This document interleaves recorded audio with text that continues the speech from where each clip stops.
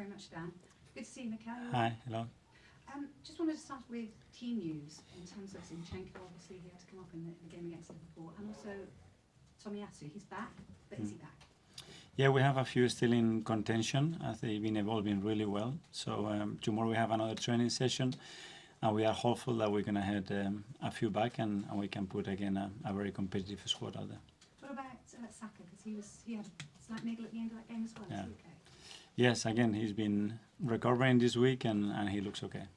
Okay.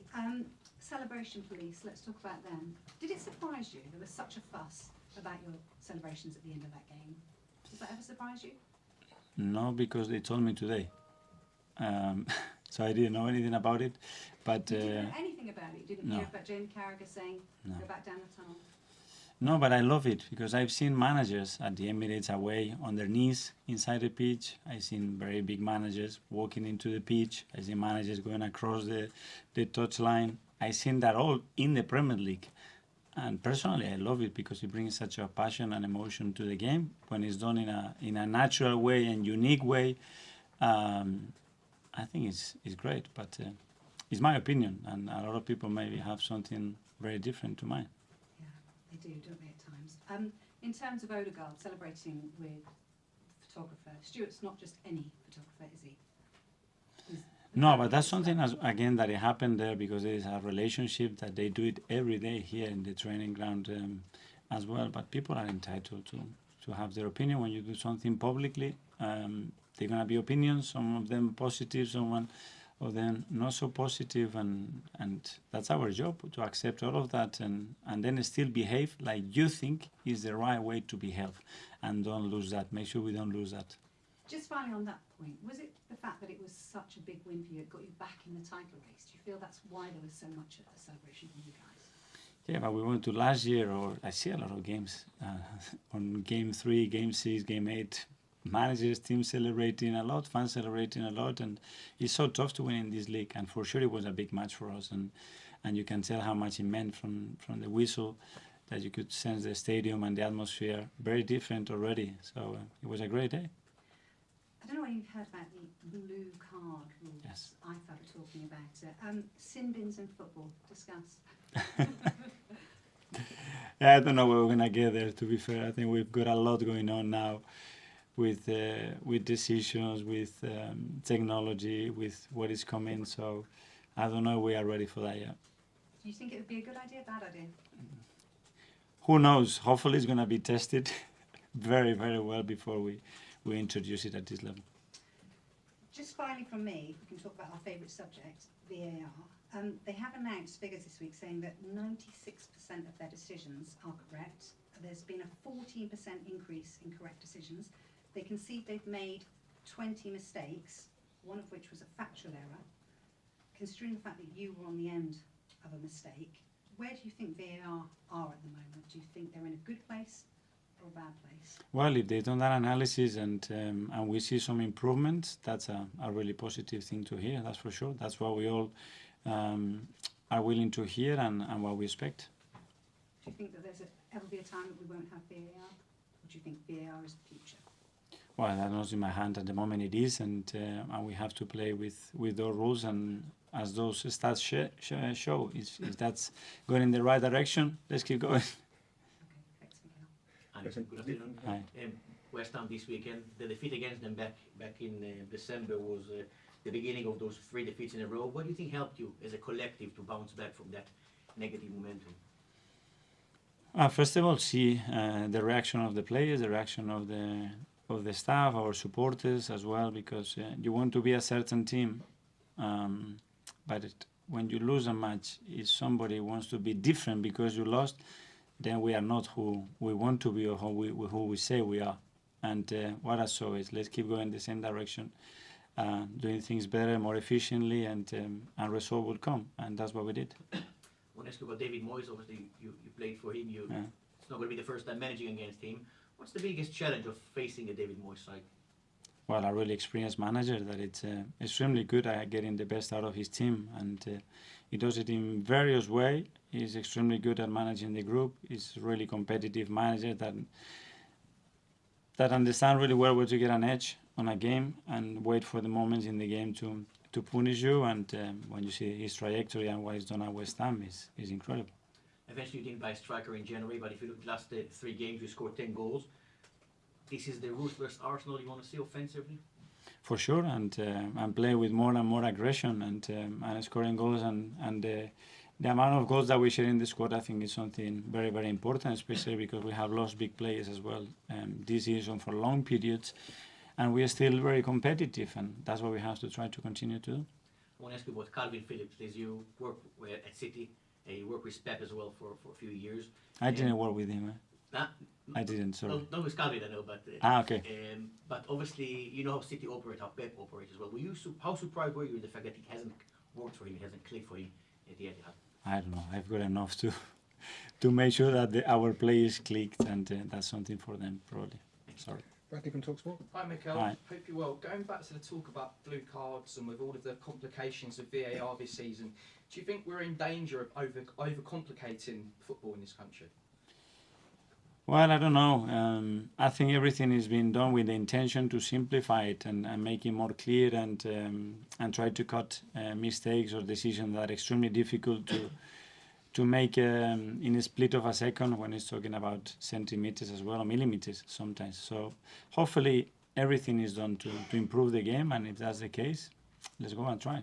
Do you think it's unfair, some of the coverage that Arsenal get? Because when you lose, you criticise for the way for losing a game that you maybe should win, and then when you do win a game like you did last week, you get criticised for maybe over celebrating, and for maybe people say that Liverpool weren't at their best.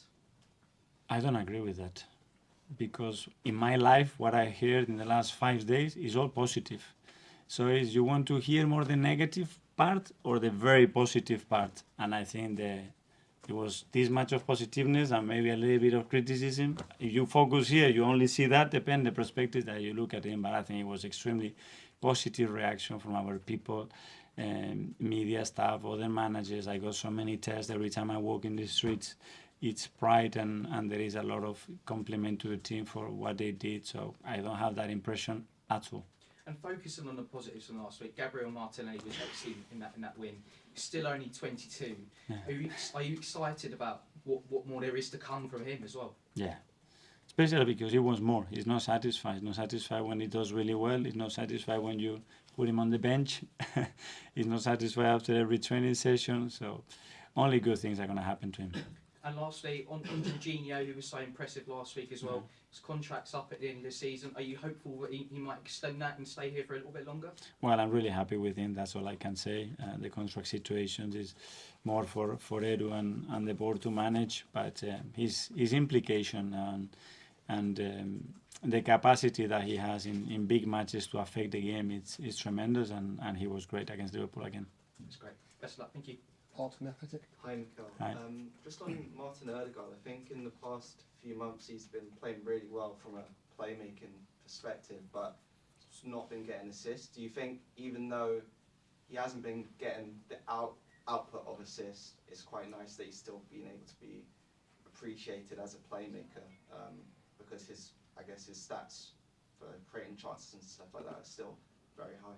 Absolutely, and not only that, but his overall performance, his aggression without the ball, the influence he has in our team every time we get to certain areas, the leadership skills that he's developing day in, day out, and his attitude, and he's always available.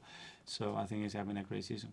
When you were a midfielder, do you think those parts of the game from the outside would have been appreciated as much as they are being done now?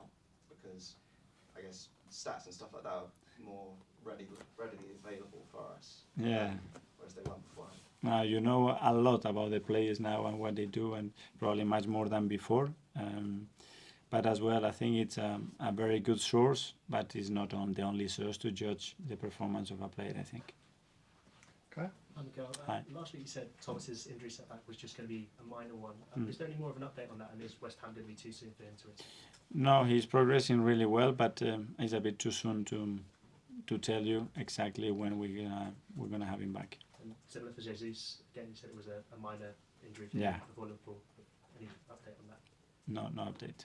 And just finally on Jorginho, I know you said the actual contract negotiation stuff is done by Eddie, but just on a personal level, would you like to keep him going forward into this? I'm really happy with him. That's all I can say. And when we imagined what he could bring to the team and how he could make us better, he's doing exactly that or even better. That's it. Okay, last couple in the live. We'll go to Aaron from Bible. Hi, Mikel. Hi. Your side are amongst the best in away form this season, but found it hard at the London Stadium. Is there a specific reason or way to get around that this time on Sunday? There are certain reasons. First of all, that they are really good side, and they are really good side to beat at home as well. And we're going to have to be at our best to give ourselves the best chance to win the game. And James from ESPN. Hi, Mikel. Just Hi. on this celebration stuff, do you think there's any relationship at all between the way that a team celebrates at full time and their ability to go on, or their maturity to be able to go on and win a title? Sorry. Can you repeat? So all this chat has been about, because some people feel that Arsenal over-celebrated one win and that it somehow shows this kind of immaturity, that they've not got the sort of bigger picture in their minds. But I guess I'm asking you, do you think there's any correlation between any team and how they celebrate one game at full time versus their ability to go and win a 38-game title? If I think when I have won Premier League somewhere else, the answer would be big no. Why? Because I have experienced it. That's it. So you can't, you know, so there is no correlation, is there? I don't know. I'm not saying there isn't. I'm saying my experience says no, but maybe someone say mine says yes. Okay, mine says no because I've seen how to celebrate. And just on Declan Rice, he obviously didn't get a great reception at West Ham when he went back last year. Presumably he won't get one again. I just wondered if you were surprised by that, given everything he did for the club there. Well, it depends, and I always say that when you come back there is very difficult because the opponents are focused on giving support to their own team, you know. But as well, I've seen so much appreciation starting from the club when he left, what they did for him, the way people talks about him, and that's very important as well. And just finally from me, can you tell us anything about Prince William or Tom Cruise? What do you want to know? I can tell you about the Air Ambulance charity and the work that they do and the amount of lives that they save and the amount of support and commitment that need from all of us as well to continue to have that service that unfortunately the government cannot provide today. And we want to have a better city and a safer city because this can happen to any of us in any moment. And I just feel the skin like this because I've seen videos that you cannot believe. Just support them as much as possible because they are a life changer. And in these moments, you need someone with that expertise, and what they do is incredible.